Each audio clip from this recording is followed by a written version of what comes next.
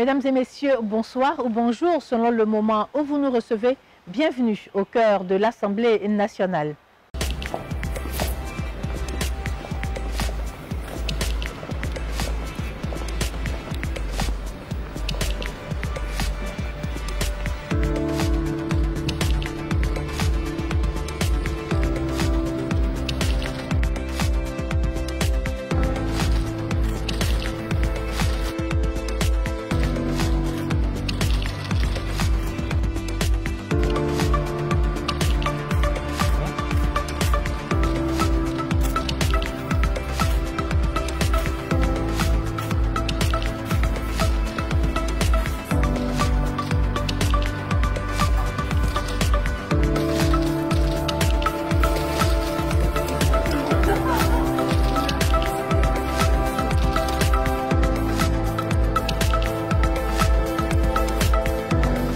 L'Assemblée nationale française, vive l'Assemblée nationale de Côte d'Ivoire. Madame la Présidente. Voilà, c'était un aperçu de la visite officielle que le président Adama Bictogo a effectuée à l'Assemblée nationale française, où il a été accueilli par la présidente Yaël Braun-Pivet. Vous l'avez deviné, au cœur de l'Assemblée nationale s'intéresse aujourd'hui à la diplomatie parlementaire. Une diplomatie parlementaire, qu'est-ce que c'est? Une diplomatie parlementaire, pourquoi faire? Eh bien, commençons par la définition du mot diplomatie. La diplomatie est définie comme étant la science et la pratique des relations entre les États. C'est donc un outil utilisé traditionnellement par l'exécutif. Et pourtant, c'est un député qui, pour la première fois, a prononcé le mot diplomatie. C'était en 1791 du haut du Parlement français. La diplomatie parlementaire est un complément à la diplomatie traditionnelle. C'est un outil d'appui au développement des relations internationales tel que voulu et initié par les parlements. La diplomatie parlementaire a pour but de contribuer au rayonnement et au positionnement de l'Assemblée nationale. Les objectifs visés par la diplomatie parlementaire sont de 3 ordres. Créer des relations entre parlements, organiser des échanges d'expériences entre parlementaires et créer des réseaux à travers le monde. En termes de retombées, la diplomatie parlementaire a des acquis politiques, économiques, financiers, sociaux et sociétals. Depuis juin 2022, le président de l'Assemblée nationale, M. Adama Bictogo, a décidé de redonner force et vigueur à la diplomatie parlementaire. Quelle est sa vision? Georges Aboya reçoit pour nous le conseiller spécial du président de l'Assemblée nationale, M. Famoussa Koulibaly. Quelle est la vision du président de l'Assemblée nationale en matière de diplomatie parlementaire? Avant de parler de la diplomatie parlementaire, je voudrais dire que la diplomatie est la science et la pratique des relations entre les États. Et comprenant cette vision, dès les premières heures de notre indépendance, le président Félix Houphouët-Boigny a inscrit la diplomatie au cœur de son action en faisant rayonner la Côte d'Ivoire au niveau de la scène internationale. Depuis près d'une dizaine d'années, grâce au leadership éclairé de son Excellence M. Alassane Ouattara, président de la République de Côte d'Ivoire, cette diplomatie a trouvé toutes ses lettres de noblesse. Et nous, en tant qu'Assemblée nationale, qui travaillons sur le même sujet que l'exécutif, c'est-à-dire la recherche du bien-être des populations, nous nous inscrivons évidemment dans cette dynamique à travers un autre pan que nous appelons maintenant la diplomatie parlementaire. Le président Adama Bictogo a inscrit dans sa gouvernance la question de la diplomatie parlementaire, qui est une diplomatie qui relève bien sûr de la légitimité populaire, c'est-à-dire des députés qui sont les représentants des populations. Alors dites-nous, quels sont les grands axes de cette vision? Pour le président de l'Assemblée, la première des choses, il fallait redynamiser les groupes d'amitié. Et aujourd'hui, le président ne s'est pas contenté de crier, mais mieux, une feuille de route a été donnée à ces différents groupes d'amitié avec des objectifs clairs. Nous devons avoir des relations soutenues avec les pays en question à travers les parlements.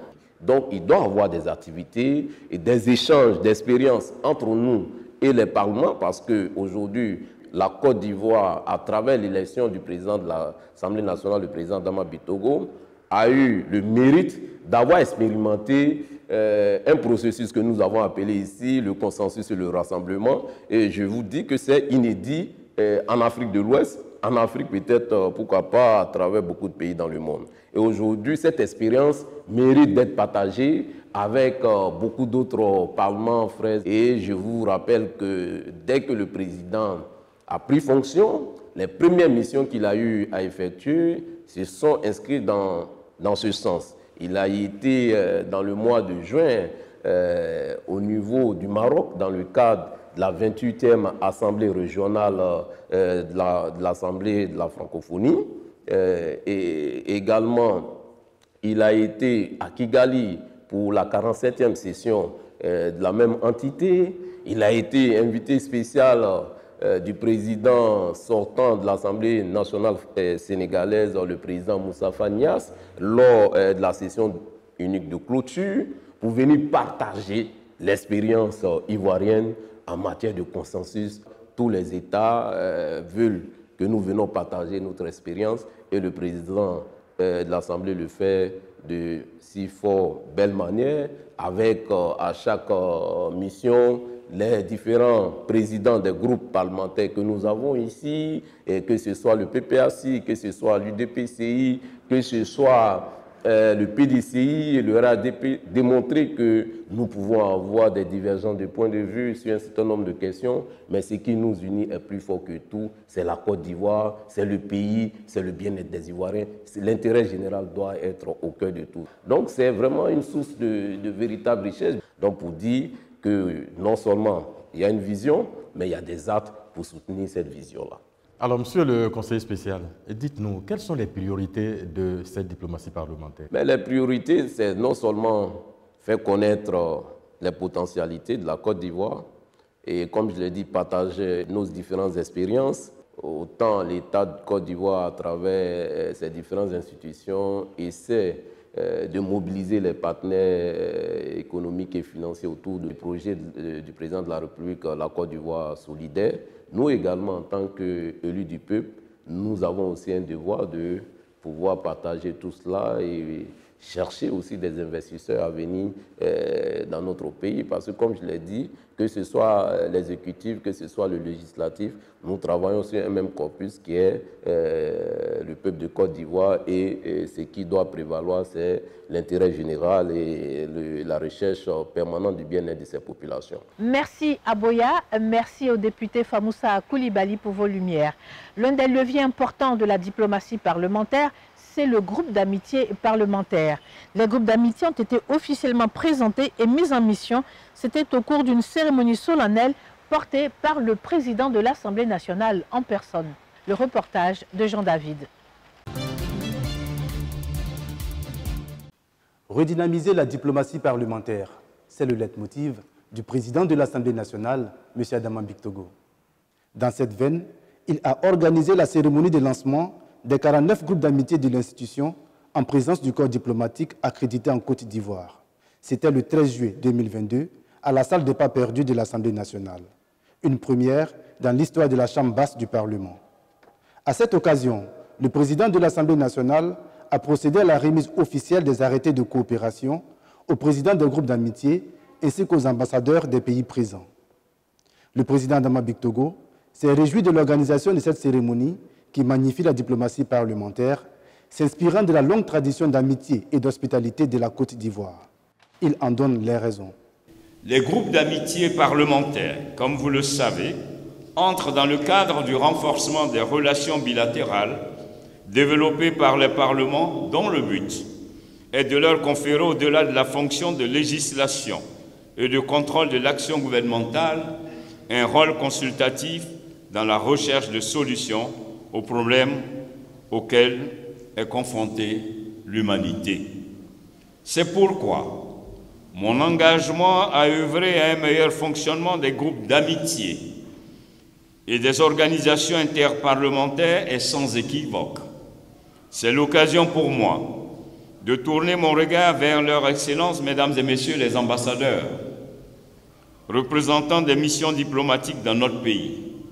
En effet, Excellence, L'engagement de notre Assemblée à œuvrer au renforcement de la coopération interparlementaire vise, comme vous le savez, à maintenir dans les meilleurs standards les relations entre la Côte d'Ivoire et vos pays respectifs dans plusieurs domaines d'activité. Son Excellence Abdelmalek Kitani, ambassadeur du Royaume du Maroc en Côte d'Ivoire, a, au nom du corps diplomatique, félicité le président de l'Assemblée nationale pour cette cérémonie qui permettra de consolider les relations d'amitié de la Côte d'Ivoire avec les autres pays du monde. Tisser et renforcer des liens avec les institutions législatives des pays frères et amis ne peut qu'être une source positive d'échanges sur le plan législatif, ce qui résultera, à n'en point douter, en une consolidation accrue des relations fraternelles entre nos pays respectifs et apportera, sans aucun doute, une valeur ajoutée mutuellement significative. Je ne saurais conclure mon propos sans féliciter avec ferveur les présidents et l'ensemble des membres des groupes d'amitié parlementaires pour la confiance placée en eux et pour leur engagement, aussi sincère que résolu, pour faire rayonner à l'Assemblée nationale de Côte d'Ivoire à l'échelle internationale. Et nous nous en réjouissons. Le diplomate marocain a rassuré l'Assemblée nationale du soutien des ambassadeurs accrédités en Côte d'Ivoire pour la réussite de leur mission. Merci Jean-David. Il faut préciser que les groupes d'amitié sont chargés d'établir des relations bilatérales entre les parlements amis, initier des missions ou participer à des missions aux côtés de l'exécutif. Les groupes d'amitié traitent plusieurs types de dossiers et peuvent contribuer à des prises de décision. Aussitôt lancés, les groupes d'amitié se sont mis au travail. Boli Patricia était à la première séance de travail du groupe d'amitié Côte d'Ivoire-Allemagne. 3 semaines après le lancement des 49 groupes d'amitié parlementaires par le président Adama Bictogo, en présence du corps diplomatique accrédité en Côte d'Ivoire, le groupe d'amitié Côte d'Ivoire-Allemagne a eu une séance de travail avec M. Christopher Hoffmann, porte-parole du groupe parlementaire du Parti libéral-démocrate, le 2 août 2022, au sein de l'institution, en présence de l'ambassadeur d'Allemagne en Côte d'Ivoire, son Excellence Ingo Ebert. À l'ordre du jour, la coopération entre la Côte d'Ivoire et l'Allemagne. Au terme de leurs échanges, le député Nguessan Béché-Paul, vice-président du groupe d'amitié Côte d'Ivoire-Allemagne, et son homologue allemand ont exprimé leur satisfaction. Il était très important pour nous de lui accorder une audience, d'échanger avec lui sur des questions de coopération, étant donné que nous sommes maintenant établis comme groupe d'amitié, voir comment est-ce que nos deux pays peuvent aussi se rapprocher davantage à travers les deux groupes d'amitié. Oui, je crois que c'est une très bonne idée d'avoir un groupe d'amitié ivoirien-allemand parce que l'échange de la politique, c'est toujours nécessaire. Ça va approfondir l'amitié entre les deux pays. Cette réunion de prise de contact s'inscrit dans le cadre de la diplomatie parlementaire, chère au président de l'Assemblée nationale, M. Adama Bictogo, qui fait de la diplomatie parlementaire un axe prioritaire qui impactera le rayonnement de l'institution.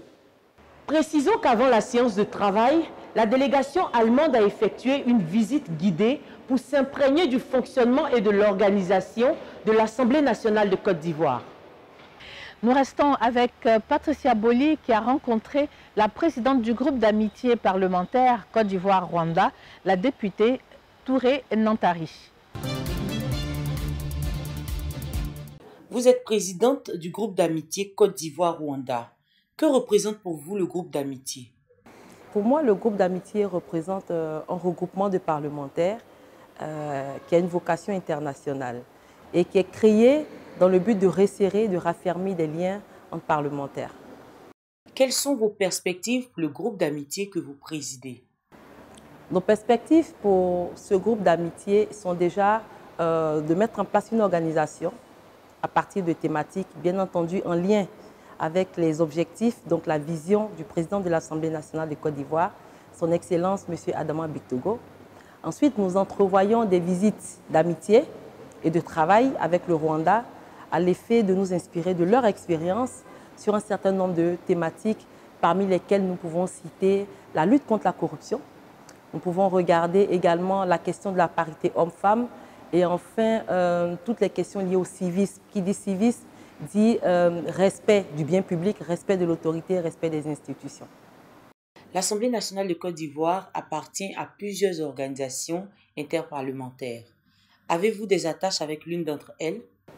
Et bien évidemment, je suis membre de l'APF, qui est l'Assemblée parlementaire de la francophonie, qui est une assemblée interparlementaire qui regroupe des États francophones, donc qui fait la promotion de la langue française, mais qui est également une assemblée au sein de laquelle se tiennent des débats, des échanges, et également toutes sortes d'informations d'intérêt commun à l'ensemble des membres. Comment les groupes d'amitié parlementaires ont-ils été créés? Jean-David nous fait un rappel historique.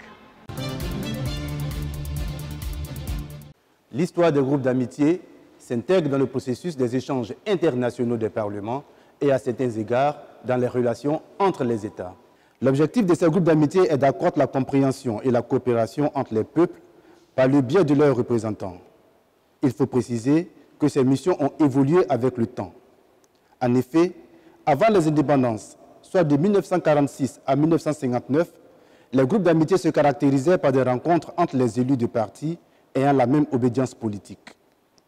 Après les indépendances, et ce jusqu'en 1975, avec la création du Conseil de l'Entente en Afrique de l'Ouest et l'uniformisation des régimes politiques des pays membres de cette organisation, les parlements des 10 pays ont établi des relations entre les institutions législatives dénommées groupes d'amitié. Cependant, leur spécificité était liée au fait que les relations étaient de fait beaucoup plus des relations entre les présidents de l'Assemblée nationale. Le 27 janvier 1975, on assiste à la création de l'Union des parlements africains, devenue Union parlementaire africaine. La déclaration de création de cette organisation panafricaine est le fruit des présidents de l'Assemblée nationale de Côte d'Ivoire, du Sénégal, du Cameroun, du Gabon, de la Mauritanie, du Conseil législatif du Zaïre, de l'île Maurice, du Congo. C'est le 13 février 1976 que naît officiellement cette union après la déclaration d'Abidjan. Toute chose qui a permis à l'Assemblée nationale de Côte d'Ivoire d'établir des relations avec des parlements du continent et au-delà. Il faut savoir par ailleurs que les groupes d'amitié sont créés par arrêté du bureau de l'Assemblée nationale qui détermine également la liste des groupes d'amitié interparlementaires. Chaque groupe d'amitié a un président. Il est secondé par un vice-président et des membres. Il travaille sous la supervision du président de la Commission des relations extérieures. Il faut noter que le financement des groupes d'amitié interparlementaires se fait sur le budget de l'Assemblée nationale. Merci Jean-David. En complément, disons que les groupes d'amitié sont partis de relations entre autorités pour devenir aujourd'hui des relations institutionnelles. Le groupe d'amitié est un levier de la diplomatie parlementaire qui en compte deux autres, les organisations et assemblées parlementaires et les réseaux parlementaires. L'Assemblée nationale de Côte d'Ivoire est membre de 8 organisations interparlementaires, dont l'APF, qui a été présidée par la Côte d'Ivoire à 2 reprises, de 1979 à 1982 et de 2019 à 2022, et l'UIP, qui tient sa 145e assemblée du 11 au 15 octobre 2022 à Kigali, au Rwanda, pour ne citer que ces 2 OIP. Signalons la présence remarquée des femmes députées au sein de ces organisations interparlementaires, avec 2 belles élections, celle de Mme Traoré Mariam, récemment élue vice-présidente du caucus des femmes au Parlement panafricain en Afrique du Sud, et celle de Mme Touré Maïmouna, vice-présidente du groupe africain de l'UPC. Gros plan sur les organisations interparlementaires avec Natimea. Les organisations interparlementaires OIP sont les organisations mondiales de parlements nationaux qui font la promotion et consolident une gouvernance des institutions et des valeurs démocratiques en adéquation avec les parlements et parlementaires afin de faire ressortir et de répondre aux besoins et aspirations des citoyens. L'Assemblée nationale de Côte d'Ivoire, très active dans le domaine du renforcement de la diplomatie parlementaire, est membre de plusieurs organisations parlementaires tant en Afrique que dans le monde. Nous pouvons citer pêle-mêle l'Assemblée parlementaire de la francophonie, APF, le Parlement de la CEDEAO, l'Union interparlementaire, UIP, le Comité interparlementaire de l'UEMOA, CIP-UEMOA. Depuis le 7 juin dernier, date de l'élection du président Adama Bictogo au père choix de l'Assemblée nationale, Plusieurs activités dans le cadre des OIP ont été menées sous sa présidence. Du 23 au 24 juin 2022, le président de l'Assemblée nationale, M. Adama Bictogo, a présidé la 28e Assemblée régionale Afrique, ARA, de l'Assemblée parlementaire de la francophonie qui s'est tenue à Rabat au Maroc, où les participants ont planché sur des thématiques liées à la démocratie, à l'économie, à l'environnement, au changement climatique et aux questions du genre. Le président Bictogo s'est également rendu à Kigali, au Rwanda, du 5 au 9 juillet 2022, où il a présidé la 47e session de l'Assemblée parlementaire de la francophonie. Des échanges sur les bonnes pratiques parlementaires et sur des sujets transversaux touchant l'espace francophone ont été au menu de cette rencontre. Ensuite, le Bénin, où le président Adama Bictogo a été invité par son homologue béninois à partager l'expérience de la Côte d'Ivoire dans le domaine de la bonne gouvernance démocratique et la lutte contre la corruption. C'était du 24 au 29 juillet dernier.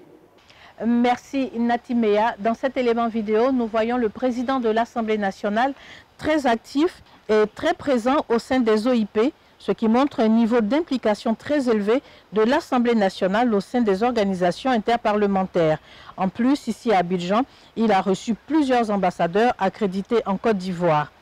Rappelons que du 19 au 25 septembre dernier, il était à Paris pour une visite officielle, d'abord à l'APF, ensuite au Sénat, puis à l'Assemblée nationale française. À chacune des étapes, l'accueil était solennel et chaleureux. La visite de travail et d'amitié aux institutions parlementaires à Paris a commencé le 19 pour s'achever le 25 septembre 2022. Le président de l'Assemblée nationale, M. Adama Bictogo, a été reçu au siège de l'Assemblée parlementaire de la francophonie par M. Bruno Fuchs, secrétaire général parlementaire par intérim. Dans les locaux de l'APF, le président Adama Bictogo a eu des mots d'encouragement pour chacun des membres du personnel de l'APF avant d'entamer une séance de travail en présence de l'ambassadeur de Côte d'Ivoire en France, son Excellence Maurice Bandama. Séance de travail au cours de laquelle d'importantes questions ont été évoquées. La Côte d'Ivoire a présidé l'APF depuis quelques années, en venant en France pour cette visite de travail et d'amitié. Il était donc tout à fait normal que nous visitions l'APF qui est notre maison commune. Cette rencontre nous a permis donc d'évoquer à nouveau tous les sujets que nous avons abordés à Kigali, relativement donc au dérèglement climatique, relativement à la guerre russo-ukrainienne, aux différentes crises que nous avons connues en Afrique de l'Ouest. M. Bruno Fuchs a salué l'implication de la Côte d'Ivoire dans la bonne marche de l'APF. Il a remercié le président de l'Assemblée nationale pour sa participation active et très appréciée aux différentes réunions de l'APF.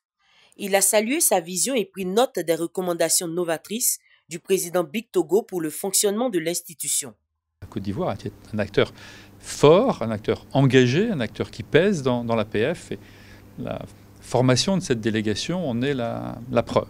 J'ai pu noter à plusieurs reprises chez le président Bictogo une vision extrêmement claire des choses qu'il faut mettre en place. Mais au-delà de la vision, il y a cette capacité à mettre en œuvre et à trouver des process pour aller le plus vite possible. Et je pense qu'on va bien s'entendre sur ces plans-là.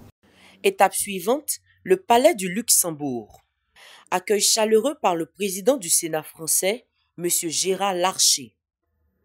M. Adama Bictogo et la délégation qui l'accompagne ont eu une séance de travail avec les sénateurs français en présence de leur premier responsable, M. Gérard Larcher. Messieurs Bictogo et Larcher se sont ensuite retrouvés pour un tête-à-tête. Les échanges ont porté sur l'actualité. Nous avons abordé les sujets d'actualité relativement aux problèmes de sécurité, problèmes sécuritaires dans la sous-région, les problèmes de dérèglement climatique, quand on connaît les inondations que nous avons connues cette année, les problèmes de jeunesse relativement à la formation des jeunes, les problèmes de l'autonomisation des femmes, autant de sujets que nous avons évoqués qui sont des sujets très importants. La délégation ivoirienne a visité le jardin d'hiver, le palais du Luxembourg et l'hémicycle qui date de plusieurs siècles. Le cap a été mis ensuite sur le Palais Bourbon. Accueil solennel par la présidente de l'Assemblée nationale française, Mme Yaël Braun-Pivet, puis la séance de travail qui a réuni la délégation de députés ivoiriens et des députés français sous la conduite des deux présidents. Les deux présidents se sont accordés, par ailleurs, à œuvrer pour le raffermissement des relations entre leurs institutions. Dans cette optique, le président de l'Assemblée nationale ivoirienne a invité la présidente de l'Assemblée nationale française à l'ouverture solennelle de la session ordinaire de l'année 2023. Signalant que le président Adama Bictogo a également évoqué à l'Assemblée nationale et au Sénat français le retour prochain du tam-tam parleur à Tchan, qui est en attente d'un texte de loi qui doit être pris par le Parlement français. J'ai évoqué avec les deux chambres, aussi bien le Sénat que l'Assemblée, que dans l'élaboration des lois relativement à la restitution des biens, que la Côte d'Ivoire soit prise en compte à l'effet de nous permettre de bénéficier donc de la restitution des biens, d'autant plus que le Bénin en a bénéficié. La Côte d'Ivoire dispose d'environ 140 objets ici en France. Nous souhaiterions que cela soit pris en compte. Le président de l'Assemblée nationale ivoirienne s'est félicité de l'excellence des relations entre la Côte d'Ivoire et la France. Espérant que vous en savez un peu plus sur la diplomatie parlementaire, pour toute question, écrivez-nous aux adresses qui s'affichent sur l'écran. Merci de nous suivre. Rendez-vous très bientôt.